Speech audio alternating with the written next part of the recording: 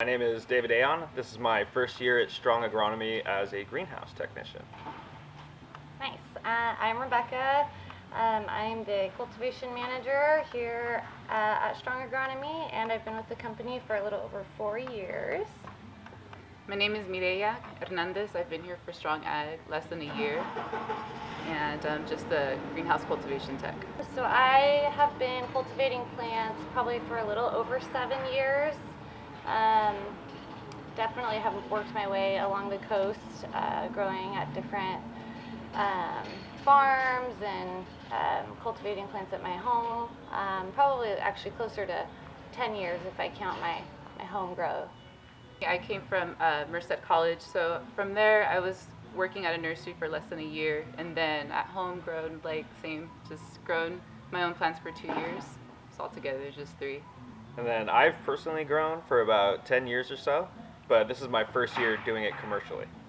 What brought me to Coastal Sun was just hearing at school what this farm had to offer. I didn't really know that it was cannabis at first. I always heard that it was blueberry. So when I came and applied here, actually seeing like what it was more about than what was actually spoken. And from here, it just changed my whole perspective on agriculture and what regenerative really, really is. So I was originally from the financial industry. So I was in that for about 5 years as a personal banker for a major company. After being in business for quite a while, I didn't feel that it was something that I would want to do in the long term that brought me true happiness. So I did a lot of reflective thinking, and I found that agriculture was my passion. So I looked around at some major companies in the area, and I felt that Strong Agronomy had the strongest leadership, education plans, and then also they have a lot of upward mobility in terms of the way the company is growing. So I felt that with their regenerative agriculture ideas really aligned with my personal ideas, and so that's something that made me really want to join this company. And it's been an excellent experience so far growing cannabis. Much different than banking, and I enjoy it much, much more. It's true to really follow your passions. And they've both been doing a great job. Crushing it. Thank you. Yeah, so I got introduced into Strong Agronomy through my best friend. I was working, like I said, along the coast, and I had heard about this position through her, and I told her, I do not want to trim any longer. I'm not a trimmer, I'm a grower. So I immediately picked up the phone. I called Darren, the CFO, and he was like, all right, get over here. I was in Sacramento at the time, and I drove out here and slept in my car for the first couple months, and here I am now. 2020 in a nutshell was quite the learning experience. There was a lot of changes, a lot of commotion, but we learned a lot throughout the year. I don't think that we could have I don't think we could go to 2021 without 2020, that's for sure. I definitely have evolved as personally, and then our team has evolved, and I'm looking forward to all the changes and all the progression that we're going to have this upcoming year. This coming year, we're going to have a lot of new infrastructure, so we're going to be able to increase our canopy by 30%. So instead of doing our traditional way we've done it, we're going to look at new options, go over those, and as a team, we're going to collaborate and see what's the best possible way we could do that. The really nice thing about this company is everyone's really able to communicate very, very well. Everyone's opinions is valued and heard. So I feel that going into 2021, we're really looking at collaboration and teamwork as a unit. So I feel that we have a great dynamic. We're working really well. We communicate, and we're ready to work really hard. And the only benefit you could say without everything going on in 2020 with coronavirus is now you could really focus on your work. You could focus on your passions, and you're not going to be in bars as much, but you can focus on what makes you tick. So I feel that we're going to be able to really focus on our cannabis and how we're going to grow the company as a whole. So we're going to be able to focus on it a lot more. So it should be interesting. Okay. What I'm most excited for in 2021 would be, just as David said, all the changes and how we're going to be able to evolve as a company and within Aurora specifically, but also just our team is a whole. I feel we have grown, and we really know each other, and we work well together, and I don't see any problems arising between the three of us plus the rest of our team. Yeah, I think that's what I'm most excited for. I'm excited to introduce some of the new strains that we will be offering to our loyal customers that we've been, trialing all year. to see what works within our greenhouse and our climate. I think they'll be excited to see what we have to offer. I'm excited for this year. Literally just to kind of see what's going to 2021, just within all the plans that we have that we're talking about with over the tables and stuff.